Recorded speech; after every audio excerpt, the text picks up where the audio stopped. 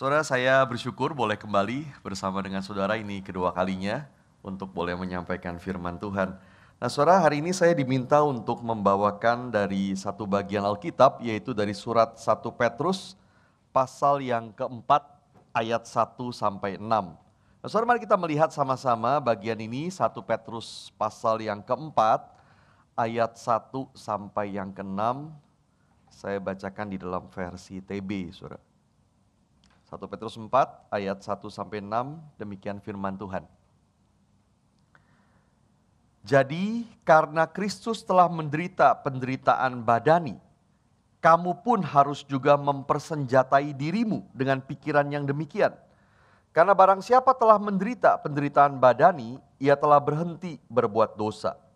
Supaya waktu yang sisa jangan kamu pergunakan menurut keinginan manusia, tetapi menurut kehendak Allah. Sebab telah cukup banyak waktu kamu pergunakan untuk melakukan kehendak orang-orang yang tidak mengenal Allah.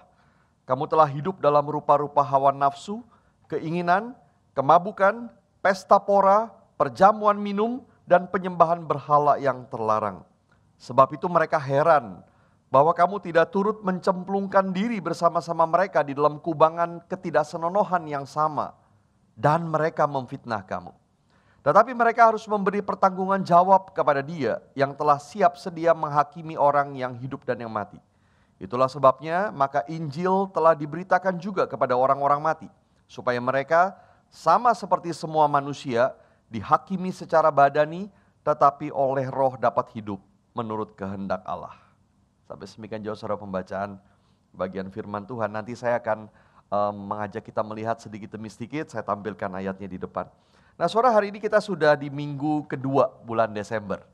Saudara, belum lama rasanya kita memasuki Januari 2024. Gak tahu saudara berasa lama atau enggak, saya merasa belum lama rasanya Januari 2024. Sekarang sudah Desember 2024. Tidak lama lagi kita akan merayakan Natal dan kemudian masuk ke 2025. Saudara, time flies. Waktu berlalu sangat cepat sekali.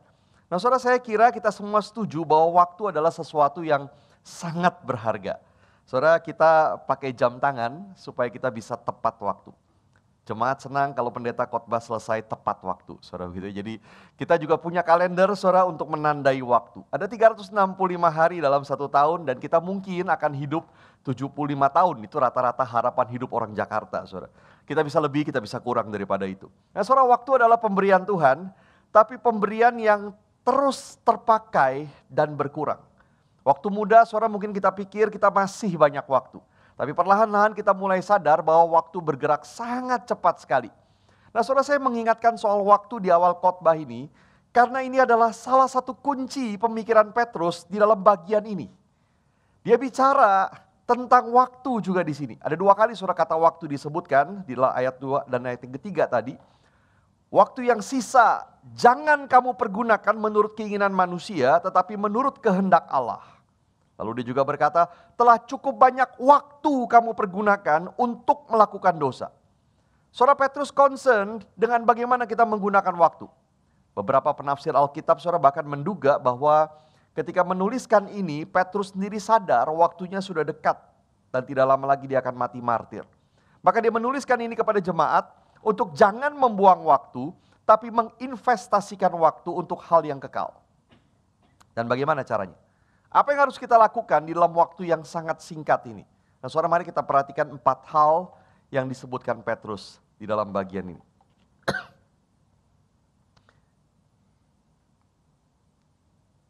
Apakah udah jalan? Nggak jalan atau jalan? Sudah on? Oke. Nah saudara, ini yang pertama yang Petrus sebutkan dalam bagian ini, yaitu pertama, lawanlah dosa. Saudara, kita perhatikan lagi ayat yang pertama ini. Dia berkata begini, jadi karena Kristus telah menderita penderitaan badani. Saudara, di pasal yang kedua Petrus sudah bicara tentang penderitaan Kristus. Karena Kristus telah menderita penderitaan badani, kamu pun harus juga mempersenjatai dirimu dengan pikiran yang demikian.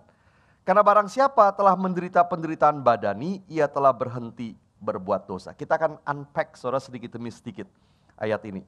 Yang pertama adalah kalimat ini, Jadi karena Kristus telah menderita penderitaan badani. Nah saudara, kita berhenti dulu sebentar di sini. Saudara, sebentar lagi Natal, kalau kita tanya saudara ya, untuk apa sebetulnya Yesus datang ke dunia? Apakah untuk jalan-jalan? Saudara, jelas tidak. Surga jauh lebih bagus saudara daripada dunia. Apakah Yesus datang untuk dilayani oleh manusia? Jelas juga tidak. Malaikat jauh lebih bisa melayani Tuhan daripada manusia. Maka Yesus tidak datang untuk jalan-jalan, dia tidak datang untuk dilayani, tapi dia datang ke dalam dunia untuk menangani dosa. Dan untuk itulah dia menderita.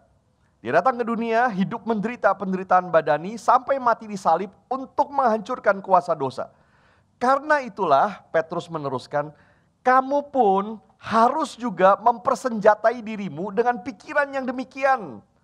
Nah saudara, istilah mempersenjatai diri itu adalah sebuah istilah militer tentang bersiap-siap. Seperti seorang tentara yang memakai perlengkapannya di zaman itu berarti pakai ketopong, pakai baju zirah, pakai perisai dan seterusnya untuk dia siap berperang. Saudara, itu arti mempersenjatai diri. Tapi yang Petrus katakan di sini, persiapan itu bukan di luar tetapi di dalam. Saudara, perhatikan kalimatnya. Kamu pun harus juga mempersenjatai dirimu dengan pikiran yang demikian. Persenjatailah dirimu dengan pikiran, siapkan pikiranmu untuk berperang.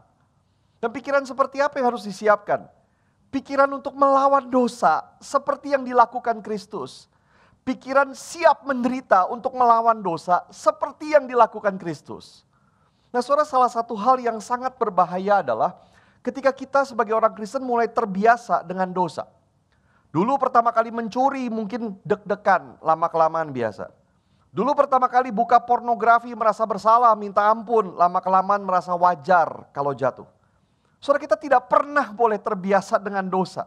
Kita tidak pernah boleh nyaman dengan dosa. Kita perlu terus-menerus melawan dosa. Karena saudara, ketika kita mulai terbiasa, kita mulai nyaman dengan dosa, maka dosa akan menguasai kita. Setiap kali saudara kita melakukan dosa, dia seperti monster yang diberi makan, semakin lama semakin besar, sampai satu kali kita dihabisi oleh dia. Saudara, maka yang Petrus minta adalah persenjatailah dirimu dengan pikiran yang seperti demikian. Bahwa Yesus menderita untuk menghancurkan kuasa dosa. Maka kita harus melawan dosa sekalipun menderita karenanya. Saudara, perhatikan kalimat selanjutnya. Karena barang siapa telah menderita penderitaan badani, ia telah berhenti berbuat dosa. Nah saudara, apa yang dimaksud dengan kalimat terakhir ini? Saudara, surat 1 Petrus ditulis kepada orang-orang Kristen yang mengalami penderitaan karena iman mereka. Dan Petrus ingin mengatakan, kalau kamu menderita, itu akan menolongmu berhenti berbuat dosa. Mereka yang mengalami penderitaan, dia katakan berhenti berbuat dosa. Saudara, saya kira banyak dari kita yang kalau ditanya, apakah kita ingin berhenti berbuat dosa? Kita akan jawab iya. Tapi kalau kita ditanya, maukah kita diberikan penderitaan untuk menolong kita berhenti berbuat dosa? Saya kira hampir semua tidak mau. Tapi bukankah saudara, penderitaan selalu berhasil menarik perhatian kita? Saudara, ketika hidup kita baik-baik saja, kita cenderung hidup semaunya. Happy go lucky saudara. Santai aja. Tapi begitu menderita, kita akan mulai bertanya, berpikir, bergumul, apa yang salah dengan hidup kita?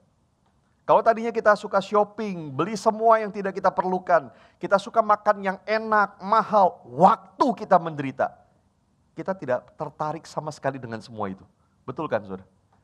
Saudara, yang tadinya, orang-orang yang tadinya selingkuh, waktu bisnisnya bangkrut, sakit kanker, dia jadi ingin kembali ke istrinya. Penderitaan menarik perhatian kita. Maka kita mulai membuang hal-hal yang tidak berguna, hal-hal yang salah, hal-hal yang berlebihan. Dan itu yang dikatakan Petrus di sini. Dia tidak berkata bahwa kita yang menderita akan selamanya berhenti berdosa, tapi itu akan menolong kita berhenti berbuat dosa.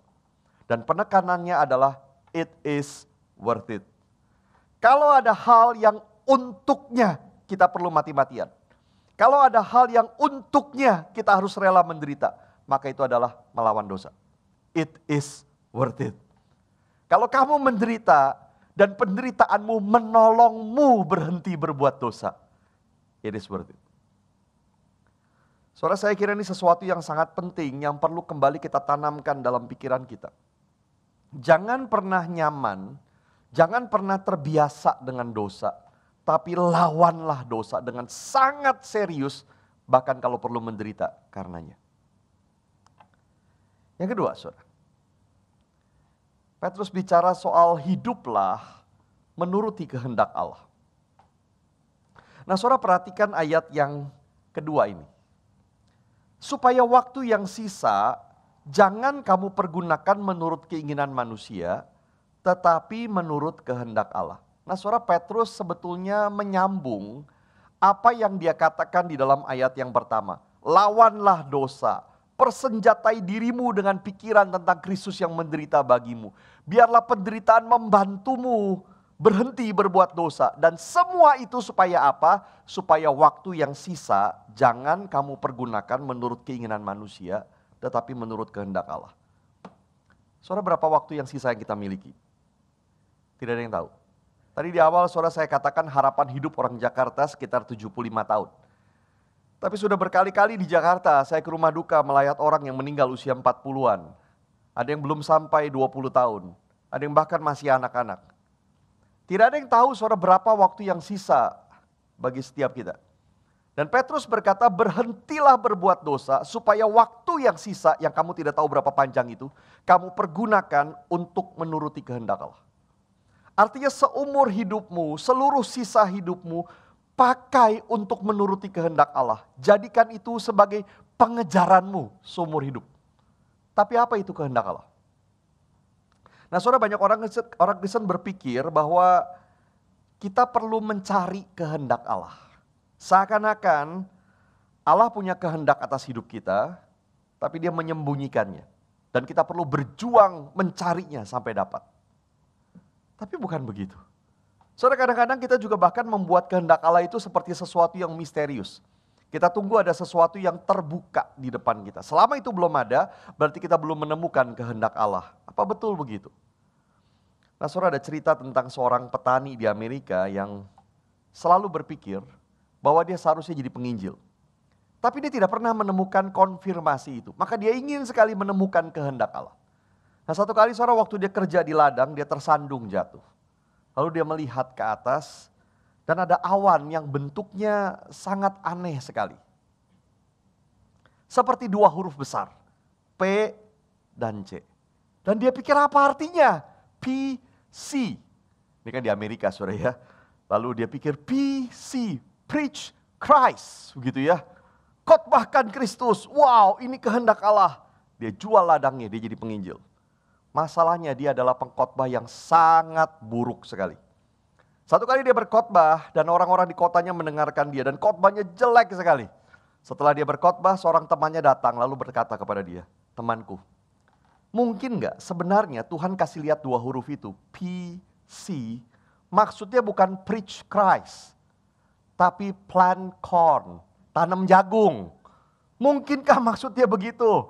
Kamu pikir itu kehendak Allah lalu kamu jadi penginjil, padahal mungkin Tuhan bermaksud supaya kamu tetap jadi petani, tanam jagung. Nah, saudara, kehendak Allah tidak seperti ini.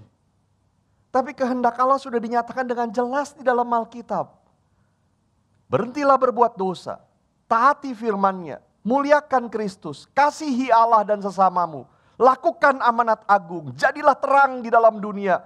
Ada sangat banyak jelas sekali di dalam Alkitab. Maka yang perlu kita lakukan sebetulnya hanyalah berpikir bagaimana dengan talenta kita, kesempatan kita, waktu kita, karunia kita, di mana dan dalam pekerjaan apa kita bisa melakukan kehendak Allah dengan paling baik. Saya ulangi saudara.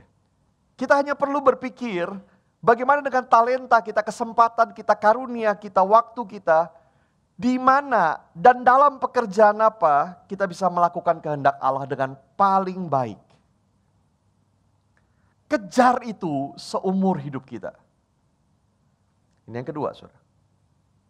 Yang ketiga, yang Petrus katakan, tinggalkan masa lalumu. Nah, saudara, kita perlu sampai di satu titik di dalam hidup kita, di mana kita menoleh ke belakang dan kita kemudian berkata, enough is enough. Cukup sudah. Itu masa lalu saya, itu cara hidup saya yang lama. Saya tidak mau lagi hidup seperti itu. Cukup sudah. Saudara lihat ayat yang ketiga.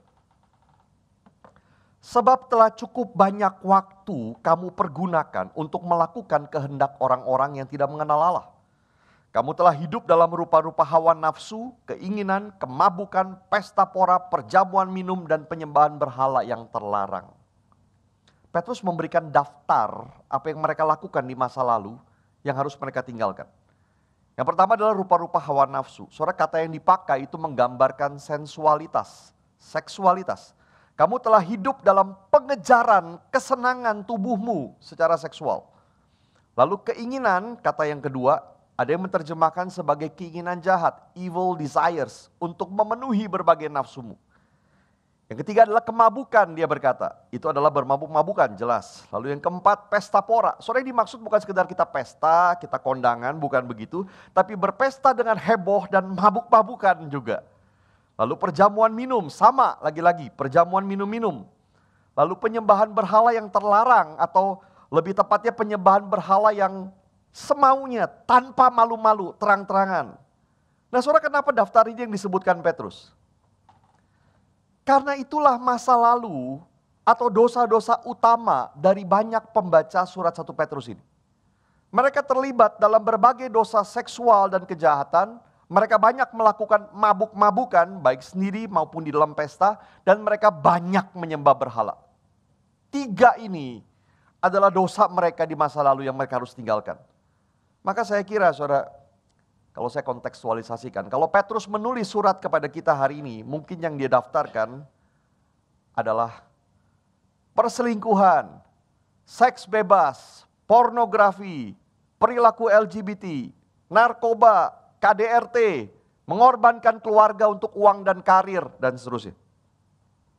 Kamu telah hidup di dalam hal-hal seperti itu. Dan Petrus sangat straightforward, saudara, di sini. Tinggalkan semuanya. Enough is enough. Cukup sudah kamu melakukan semua itu. Kamu suka melihat pornografi? Cukup sudah. Kamu melakukan dosa seksual dengan pacarmu? Cukup sudah. Kamu berselingkuh dengan pria atau wanita lain, cukup sudah. Kamu jahat kepada orang lain, cukup sudah.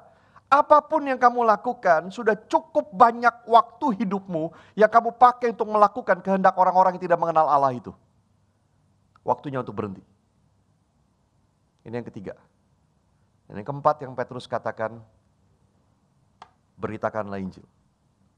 Saudara, perhatikan ayat yang ke-4 dan ke-5 dulu, saya bacakan. Sebab itu mereka heran bahwa kamu tidak turut mencemplungkan diri bersama-sama mereka di dalam kubangan ketidaksenonohan yang sama, dan mereka memfitnah kamu. Tapi mereka harus memberi pertanggungan jawab kepada Dia yang telah siap sedia menghakimi orang yang hidup dan yang mati. Saudara, siapa mereka yang heran itu? Dia katakan mereka heran kamu tidak turut bersama dengan mereka. Siapa yang heran? Mereka adalah teman-teman atau bahkan saudara-saudara dari orang-orang Kristen. Dulu mereka sama-sama terlibat di dalam berbagai dosa seksual, kejahatan, mabuk-mabukan, penyembahan berhala. Tetapi mereka heran sekarang, kenapa orang-orang ini yang tadinya teman mereka bersama-sama lakukan yang sama, sekarang tidak mau lagi lakukan itu. Mereka heran. Mereka heran dan tidak mengerti, kenapa sekarang kamu tidak melakukan yang sama. Bahkan bukan cuma heran, mereka tidak suka, benci, mereka memfitnah kamu. Saudara, perhatikan begini. Orang yang tidak percaya kepada Yesus tidak akan bisa mengerti perubahan pada orang yang percaya.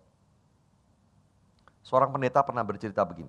Satu kali waktu dia belum percaya Yesus, satu kali dia sedang bersama dengan temannya. Mereka pakai narkoba. Itu hari Sabtu pagi. Besoknya, hari Minggu, temannya bilang ke dia, kamu perlu percaya kepada Yesus dan diselamatkan. Oh, saudara, dia tidak bisa ngerti itu dan dia marah. Kemarin kita pakai narkoba sama-sama. Hari ini kamu suruh saya percaya Yesus dan diselamatkan. Apa yang terjadi dalam 24 jam? Saudara, bagi dia tidak ada orang berubah secepat itu. Tapi dia salah, saudara. Karena antara Sabtu pagi dengan Minggu pagi ada Sabtu malam. Sabtu malam itu temannya pergi ke gereja. Dan di sana dia menyerahkan hidupnya kepada Kristus. Dia berubah. Dia mengalami kelahiran baru. Maka besoknya temannya memberitahu dia, kamu perlu berubah. Saudara, orang yang tidak percaya Yesus tidak bisa mengerti itu. Bahkan mereka marah, mereka mungkin pikir kita yang aneh, tapi itu yang terjadi di mana-mana. Saudara, ada orang marah karena sekarang agama kita beda dengan mereka. Ada yang marah karena merasa kita meninggalkan kelompok mereka. Dari tidak suka akhirnya menjadi marah. Kamu diajak clubbing tidak mau, mereka ngomong kotor kamu tidak ikut, mereka berkomplot menjatuhkan orang lain, kamu menegur, jelas mereka tidak suka. Dan ada yang marah bahkan sekedar karena tidak suka kita jadi orang Kristen. Saudara, sesuatu yang sering kali kita lupakan, di balik semua perlawanan itu, ada setan yang bekerja, yang tidak suka orang percaya kepada Yesus. Maka ketika kita percaya kepada Yesus, ketika kita berhenti berbuat dosa, kita meninggalkan masa lalu kita menuruti kehendak Allah, penderitaan bukanlah sesuatu yang mengagetkan, tetapi hampir pasti terjadi.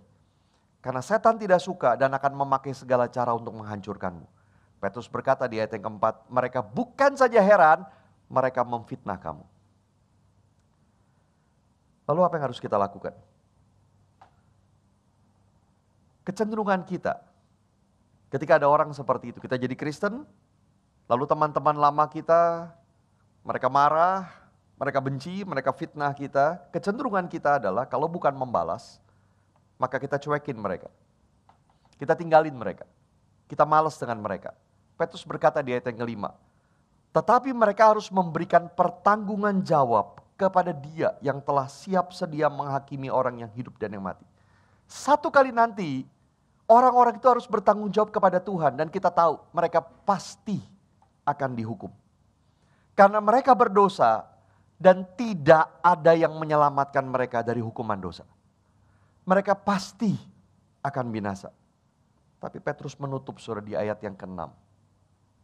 Itulah sebabnya, maka Injil telah diberitakan juga kepada orang-orang mati, supaya mereka sama seperti semua manusia dihakimi secara badani, tetapi oleh roh dapat hidup menurut kehendak Allah. Petrus mengingatkan begini, bukankah kita semua dulu seperti mereka? Bukankah kita semua juga dulu hidup di dalam dosa, jahat kepada orang, dan kita satu kali akan dihakimi oleh Allah? Kita semua sama. Petrus bahkan mungkin mengingatkan mereka akan orang-orang Kristen yang mati martir karena iman mereka. Dulu semua sama, berdosa, jahat, akan dihakimi Allah, binasa di dalam dosa. Tapi itulah sebabnya maka Injil telah diberitakan juga kepada mereka. Kepada orang-orang yang sekarang sudah mati itu.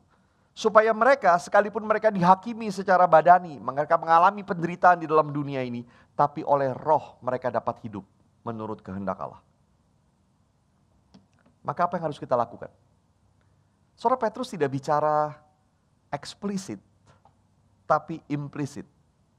Kamu dulu seperti mereka, orang-orang yang tidak mengerti pertobatanmu, orang-orang yang bahkan memfitnahmu. Orang-orang Kristen yang sudah lama mati juga sama seperti mereka. Dan itulah sebabnya Injil diberitakan supaya kamu semua oleh roh bisa hidup menurut kehendak Allah. Maka sekarang apa yang harus kamu lakukan kepada orang-orang yang masih belum mengerti itu? Balas mereka, cuekin mereka, tinggalin mereka, malas dengan mereka? Tidak. Kasihi mereka, sabar pada mereka, beritakan Injil kepada mereka. Saudara, waktu kita terbatas. Tidak ada yang tahu sampai kapan kita hidup. Pertanyaannya, saudara, apa yang kita lakukan dengan sisa waktu kita? Apa yang akan kita lakukan dengan sisa waktu kita yang kita tidak tahu berapa panjang lagi? Apakah 4 hal ini? Berhenti berbuat dosa. Hidup menurut kehendak Allah. Tinggalkan masa lalu dan beritakan Injil. Berhenti berbuat dosa, kita persenjatai pikiran kita dengan pikiran bahwa Kristus menderita untuk mengalahkan dosa. Maka sekarang kita tidak pernah boleh santai dengan dosa. Mati-matian lawan. Mati-matian kalau perlu menderita untuk kita berhenti berbuat dosa. Hidup menuruti kehendak Allah. Apa yang Allah nyatakan di dalam Alkitab? Kejar itu mati-matian dan pikirkan bagaimana caranya, di mana, dalam pekerjaan apa saya bisa paling baik melakukan kehendak Allah yang saya tahu dinyatakan di dalam Alkitab. Tinggalkan masa lalu, cukup sudah. Apa yang kamu lakukan di belakang? Setiap orang punya masa lalu, setiap orang punya melakukan dosa. Tapi apa yang sudah kamu lakukan cukup, jangan lakukan lagi. Tinggalkan masa lalu. Dan beritakan Injil kepada orang-orang yang masih belum mengerti. Orang-orang yang marah melihat kamu Kristen. Orang-orang yang bahkan menganiaya kamu. Dan Petrus mendasarkan perintahnya ini semua pada pengorbanan Kristus. Bahwa Kristus telah menderita untukmu, untuk mengalahkan dosamu, untuk menyelamatkanmu. Maka pakailah sisa hidupmu, sisa waktumu. Untuk berhenti berbuat dosa, menuruti kehendak Allah, tinggalkan masa lalu. Dan beritakan Injil.